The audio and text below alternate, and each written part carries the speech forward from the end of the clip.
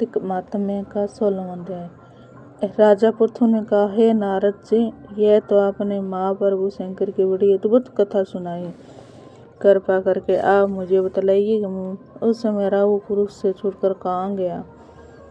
जब राजा पृथु ने देवर्षि नारद से ऐसा प्रश्न पूछा तो देवर्षि ने कहा, उससे छूटने से वह बर्बर नाम से विख्यात हो गया। मानो नया जन्म पाकर उसने अपने आप को धन्य माना तथा वह धीरे धीरे जलंधर के पास गया। वहां जाकर उसने शंकर जी की चेष्टा कही। उसने सुनकर दैत्यराज बड़ा क्रोध आया और उसने सब दैत्यों को सेना सजाने की आज्ञा दी।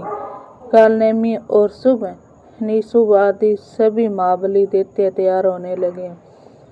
एक से एक महाबली दैत्य करोड़ों की संख्या में निकल कर युद्ध के लिए संबंध हो गए। प्रजापति सिंधुपुत्र शिव जी से युद्ध के लिए निकला। उसके आगे महर्षि शुक्र और श्री राहु।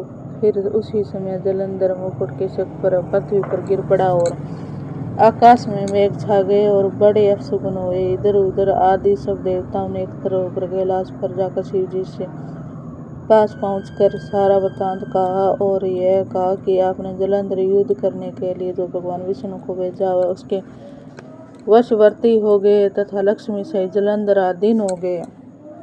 घर में निवास करते अब देवताओं को भी यहाँ निवास करना पड़ रहा है।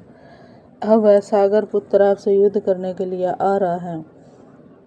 आप उसे मारकर हमारी रक्षा कीजिए। देवताओं से ये सब कुछ सुनकर शंकर जी भगवान विष्णु से पूछा, हे ऋषिकेश, युद्ध में आपने जलंधर को संहार क्यों नहीं किया और वैकुंठ को छोड़कर आप घर कैसे चले गए। यह सुनकर भगवान विष्णु हाथ जोड़कर अमरतापुर शंकर से कहा, उसका आपका अशिवा लक्ष्मी का भाई होने के कारण नहीं मारा। वह बड़ा ही वीर और देवताओं से अजय है। मैं सत्य कहता हूँ, उसे कोई भी मार नहीं सकता। इस पर मुग्ध होकर मैंने सभी घर में रहने का वर दे दिया और इसी कारण मैं उस घर में रहता हूँ।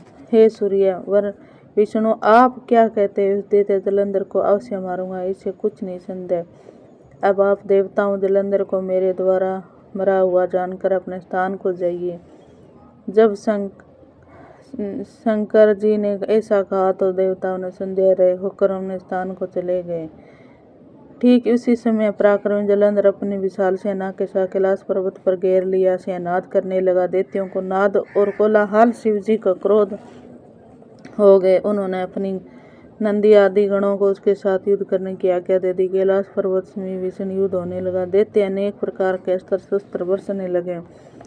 मेरी मुग्धड़ संग और तीरों को हाथी घोड़े रथों के शब्द पृथ्वी कांपने लगी। युद्ध में कट कट कर मरे हुए हाथी घोड़े पैदलों पर पहाड़ सा लग गया, जिससे युद्ध भूमि में अगम्य हो गए। दैत्यों के आचार्य शुक्राचार्य अपनी मर संजीवनी विद्या से सब दैत्यों को जिलाने लगे।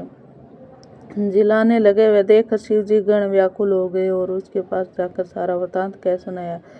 सुनकर भगवान रुद्र के क्रोध से सीमा ना रही और अपने भयंकर रूप से दिशाओं को प्रज्वलित करने लगे। फिर वे उस समय मुख एक बड़ी भयंकर कन्या उत्पन्न हुई, जिसकी दोनों जांघें ताल वृक्ष के समान थी। वह युद्ध भूमि में जाकर सब असुरों के चर्वण करने लगे। युद्ध भूमि में इस प्रकार विचरने लगे। शुक्र जी के समीप पहुंचे, उन्हें शीघ्र ही उधर विलुप्त कर लिया।